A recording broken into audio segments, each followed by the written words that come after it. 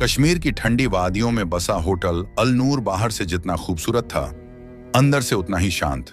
बर्फ से ढके पहाड़, सामने देवदार के पेड़ और दूर तक फैली सफेद चुप्पी। यह होटल ज्यादा मशहूर नहीं था, इसलिए यहां ज्यादातर वही लोग आते थे जो शांति चाहते थे। आरव और उसकी पत्नी नेहा अपनी शादी के बाद पहली बार कश्मीर आए थे। दिल्ली की भागदौड़ भरी जिंदगी से दूर कुछ दिन सुकून में बिताने के लिए उन्होंने यही होटल चुना था। रिसेप्शन पर बैठा लड़का चुपचाप रजिस्टर भरवा रहा था। आपका रूम नंबर 312 है, उसने बिना मुस्कुराए कहा। रूम सर्विस रात में मिलेगी ना? नेहा ने हल्के मजाक में पूछा।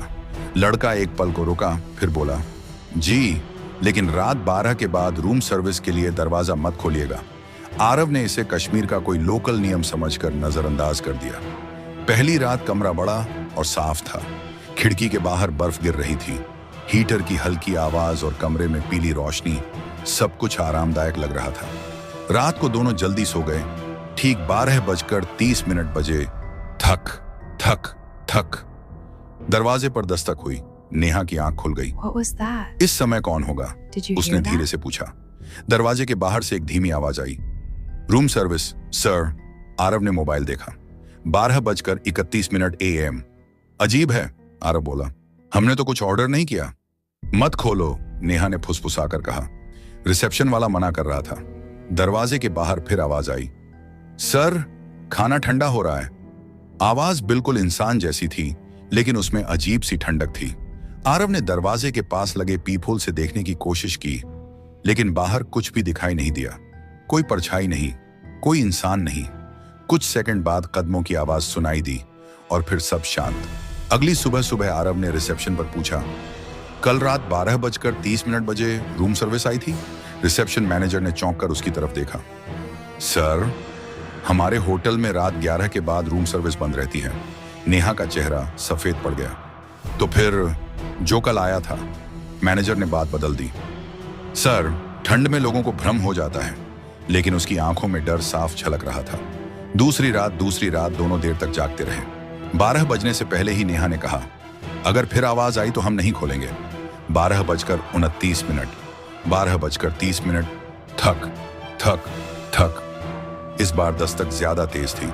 रूम सर्विस, दरवाजा खोलिए, नेहा कांपने लगी। आरव, ये वही आवाज है, मत खोलो, आरव बोला। दरवाजे के नीचे से ठंडी हवा कमरे में आने लगी। हीटर होने के बावजूद तापमान गिरने लगा। फिर आवाज बदली। अब वो फुसफुसा रही थी, नेहा, भूख लगी है। नेहा सन्न रह गई। इसे मेरा नाम कैसे पता? दरवाजे पर अचानक जोरदार धक्का लगा। धड़ाम! नेहा चीख पड़ी। आरव ने तुरंत लाइट जलाई। अचानक सब शांत हो गया। दरवाजा खोले बिना ही उन्होंने पूरी रात लाइट जलाकर काटी। सच्चाई का पता सुबह आरव ने होटल के एक बूढ़े स्टाफ से बात की। वह आदमी पहले टालने लगा, फिर बोला, साहब, ये होटल पहले सरकारी गेस्ट हाउस था। सालों पहले यहाँ एक रूम सर्विस बॉय आदिल काम करता था। फिर?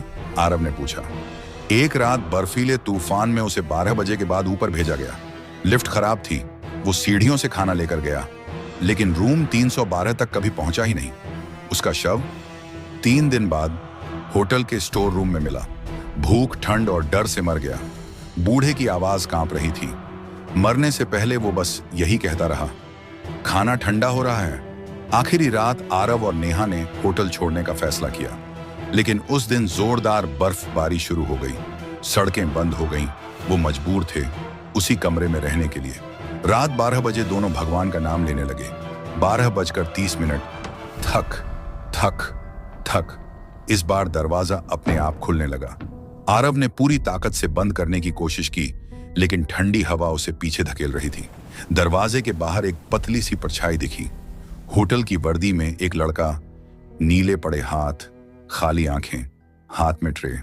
सर, खाना ले लीजिए, बहुत भूख लगी है। नेहा रोने लगी। माफ कर दो, हमें नहीं चाहिए। आदिल की आंखों से काला पानी बहने लगा। मैंने भी मना किया था। अचानक लाइट चली गई। एक जोरदार चीख। सुबह सुबह होटल स्टाफ ने दरवाजा तोड़ा। कमरे में सब कुछ सामान्य था। आरव और नेहा जिंदा थे, लेकिन कमरे की टेबल पर एक खाली ट्रे रखी थी। रिसेप्शन रजिस्टर में उसी रात एक नया नाम जुड़ा था, रूम सर्विस कंप्लीटेड 12:30 AM